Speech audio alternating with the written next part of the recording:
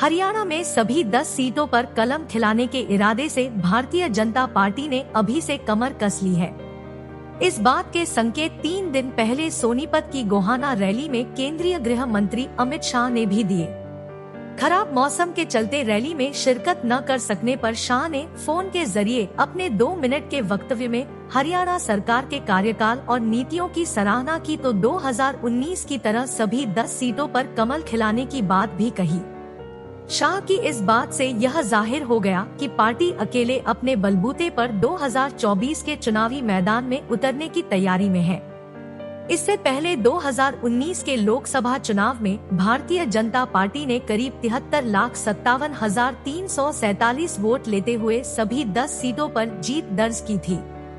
Bharatiya Janata party को 58.02% मत मिले थे, जबकि कांग्रेस को लगभग 28.42% वोट हासिल हुए थे। इसी तरह से जननायक जनता पार्टी को 4.90% वोट मिले थे। इससे पहले 2014 के लोकसभा चुनाव में भारतीय जनता पार्टी ने 7 सीटों पर जीत दर्ज की थी। उस समय इनेलो को 2 जबकि कांग्रेस को 1 सीट पर जीत मिली थी। खुद दुष्यंत चौटाला 2014 के चुनाव में हिसार से सांसद बनने में सफल हुए थे। 2019 में मोदी लहर के बीच दुष्यंत चौटाला को हिसार लोकसभा सीट से 2,90,000 वोट मिले और दुष्यंत हिसार से चुनाव हार गए थे।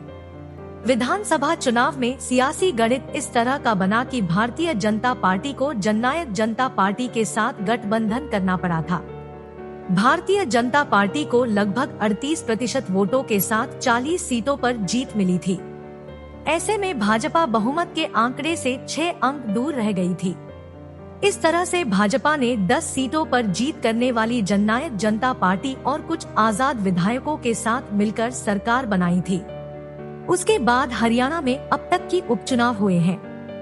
यह तीनों ही उपचुनाव भारतीय जनता पार्टी और जननायक जनता पार्टी ने गठबंधन के बैनर तले लड़े थे। अब सियासी विश्लेषकों का मानना है कि लोकसभा चुनाव के दौरान दोनों दलों की राहें अलग हो सकती हैं।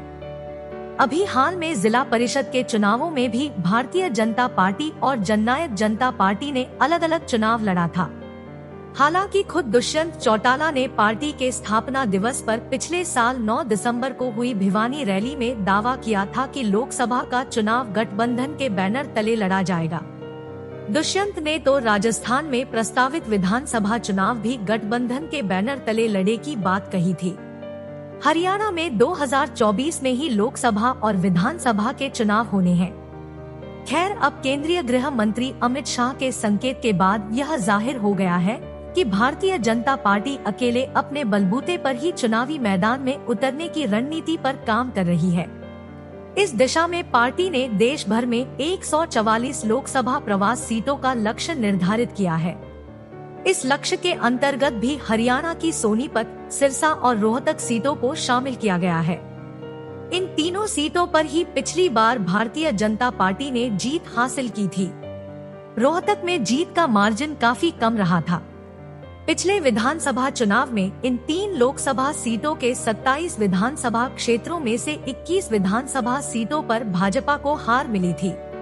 खैर, अब भाजपा एक ठोस रणनीति के तहत सभी 10 सीटों पर कमल खिलाने को लेकर तैयारियों में जुटी हुई है।